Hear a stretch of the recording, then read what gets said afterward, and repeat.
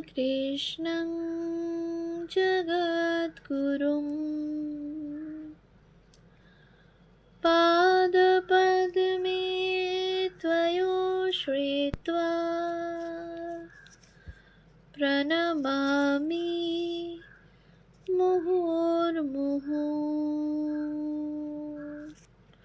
পূজনীয় শ্রীযুক্ত মানদাশঙ্কর দাশগুপ্ত মহাশয়ের রচনা শ্রী শ্রী মা শারদামণি দেবী গ্রন্থ থেকে পাঠ। পৃষ্ঠা সংখ্যা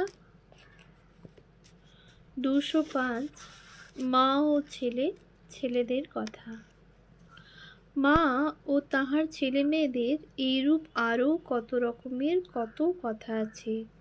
কাহিনীগুলি অফুরন্ত এবং ওইগুলি মার অন্তরের স্নেহ শতদলের কত রং, কত ছবি, কত ভাব, কত ভঙ্গি যে ফুটাইয়া চলিয়াছে, তাহার কোনো ইয়ত্তা পাওয়া যায় না।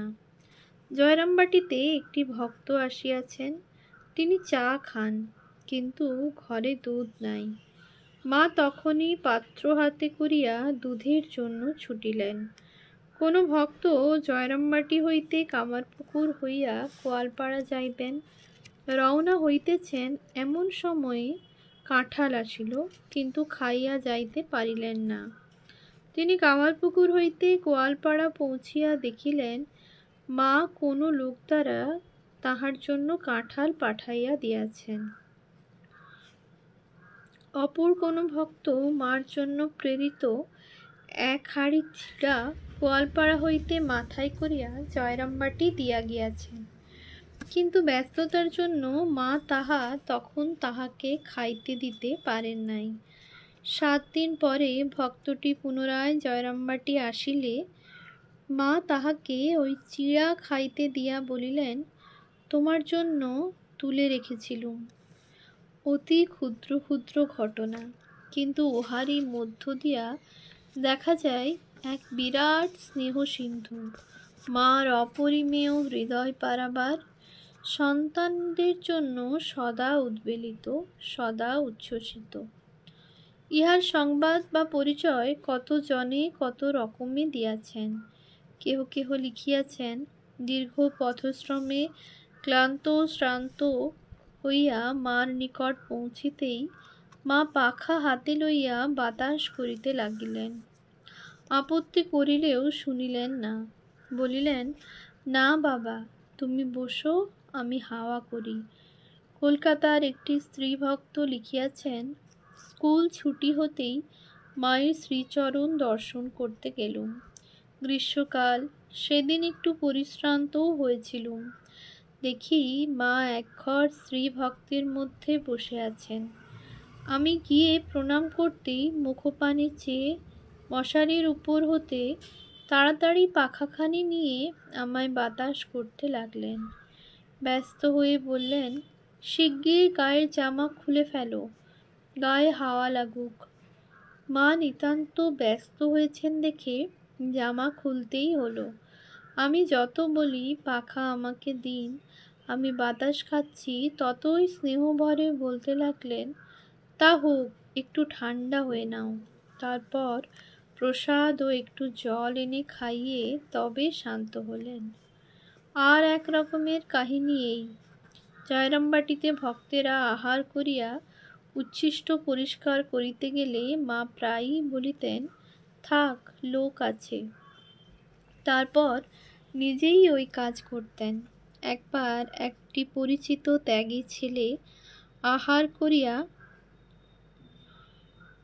শেষে তাহার উচ্ছিষ্ট থালা তুলিতে গেলে মা তাহাকে বাধা দিয়া নিজেই উহা তুলিয়া লইলেন।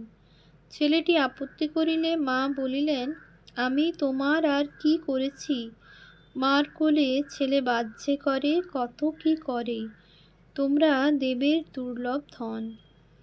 আর এক শ্রেণীর কাহিনী এইরূপ। আরামবাগের শ্রীযুত প্রভাকর মুখোপাধ্যায়ের পথ চলিতে চলিতে পান খাওয়ার অভ্যাস ছিল এবং দাঁতের অসুখের জন্য ওই সঙ্গে তাহার খড়কেও ব্যবহার করিতে হইত। একবার জয়রামবাটি হইতে আরামবাগ ফিরিবার সময় মা তাহাকে একটি পাতার ঠোঙায় কতকগুলি পান দিয়া বলিলেন, এইগুলি পথে খাবে। রাস্তায় ঠোঙাটি খুলিয়া প্রভাকর বাবু আশ্চর্য হইয়া দেখিলেন, উহার মধ্যে একটি খড়কেও সযত্নে রক্ষিত আছে। কাহিনীগুলির রূপেরও অন্ত নাই। রামময় নামে একটি স্কুলের ছেলে পরে স্বামী গৌরীশ্বরানন্দ কামারপুকুরের নিকটবর্তী কোনো গ্রাম হইতে প্রতি শনিবারে জয়রামবাটিতে মার কাছে আসিয়া সোমবারে ফিরিয়া যাইত। তাহার ফল ফুলের গাছ লাগাইবার ঝোঁক থাকায় সে মার বাড়ির পুণ্যিপুকুরের পাড়ে নানা রকমের ফুলের গাছ লাগাইয়াছিল। তাহার রোপিত পদ্মকরবী গাছে যখন প্রথম ফুল ফুটিল, তখন মা তাহা কাউকে তুলিতে দিলেন না। সকলকেই বলিলেন, রামময় এসে দেখবে তার গাছে কত ফুল ফুটেছে। তারপর শনিবারে রামময় আসিতেই মা তাহার হাত ধরিয়া টানিয়া লইয়া ফুল দেখাইয়া বলিলেন, দেখেছ কি সুন্দর ফুল ফুটেছে, আবার কেমন মিষ্টি গন্ধ। তারপর তিনি তাহার হাতে একখানি ফুলের সাজি দিলেন এবং রামময় স্বহস্তে ফুল তুলিয়া দিলে তিনি ওই ফুল দিয়া ঠাকুরের পূজা করিলেন। স্বামী অরূপানন্দ লিখিয়াছেন, জয়রামবাটিতে মায়ের গৃহ নির্মাণকালে আমি একদিন সকালে কার্যোপলক্ষে পাশের গ্রামে গিয়েছিলাম। তখন শীতকাল। সূর্যাস্তের ঘণ্টাখানেক পূর্বে ফিরিয়া আসিয়া শুনিলাম মা তখনও খান নাই, আমার জন্য অপেক্ষা করিতেছেন। এই সময়ে মার শরীর ভালো ছিল না। তাই এইভাবে সন্ধ্যা পর্যন্ত অভুক্ত থাকার জন্য আমি একটু অনুযোগ দিলে তিনি বলিলেন, তোমার খাওয়া হয়নি, আমি কি করে খাই। আমি তখন তাড়াতাড়ি খাইতে বসিলাম এবং আমার খাওয়া শেষ হইলে মা আহারে বসিলেন। এমনিভাবে মার স্নেহ সাগরের রূপায়িত তরঙ্গের ন্যায় এ দিব্য কাহিনীমালা ছুটিয়া চলিয়াছে, উহার শেষ নাই। তথাপি নিম্নে আরও দু একটি দৃষ্টান্ত দেওয়া গেল। একটি গরিব ভক্ত জয়রামবাটিতে গিয়া একটি টাকা দিয়া মাকে প্রণাম করিলেন।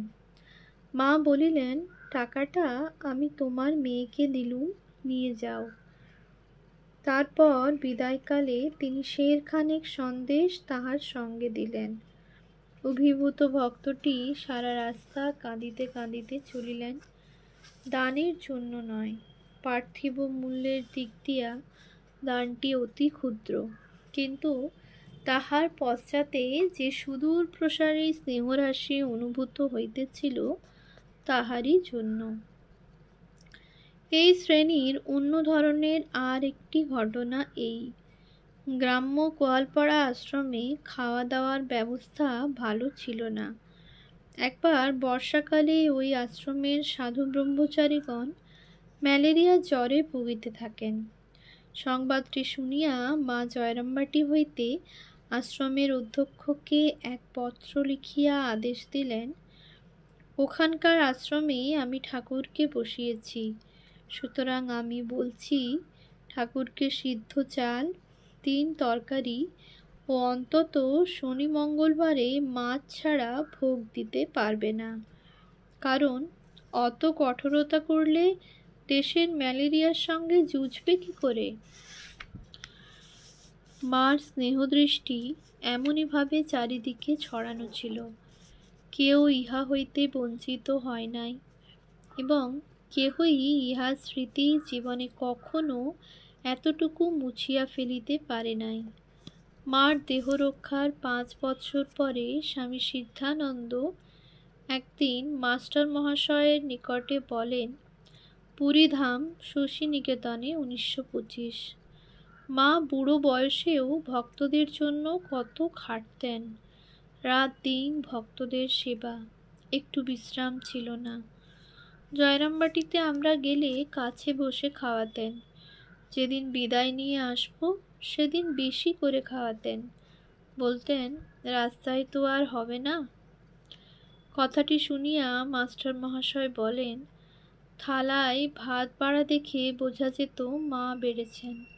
চেপে চেপে ভাত বাড়তেন যাতে বেশি না দেখায়। কত ভক্তের বাড়ি মা গিয়েছেন, সাধুরাও এসেছে। ভক্তটি হয়তো জলখাবার দিয়ে কাজ সারছেন। মা বলতেন, না না, ওতে হবে না, পেট ভরে খাইয়ে দাও, আবার কখন খাওয়া হবে না হবে। তাঁর কথা কি ভোলা যায়? সত্যই যায় না, কেউ তাহা পারে নাই। মার কোনো কোনো সন্তান লিখিয়াছেন যে তাহারা মার কৃপায় ছোট বড় নানা রকমের বিপদ হইতেও পরিত্রাণ পাইয়াছেন। দৃষ্টান্ত 1। একটি ভক্ত লিখিয়াছেন, একবার কাজের ভুল হওয়ায় আমার চাকরি যাইবার ও জেল হইবার সম্ভাবনা দাঁড়ায়। আমি তখন অত্যন্ত উদ্বিগ্ন ও ভীত হইয়া মার নিকট গিয়া সকল কথা বলিলাম। মা শুনিয়া বলিলেন, ভয় নেই, কোনো চিন্তা করো না। মার এই অভয়বাণী শুনিয়া আমার প্রাণে বল আসিল এবং পরে সমস্ত বিপদ অচিন্ত উপায়ে কাটিয়া গেল। 2। এই ধরনের আর একটি ঘটনা এইরূপ। একবার মার কয়েকটি সন্তান রাঁচি হইতে জয়রামবাটি রওনা হন।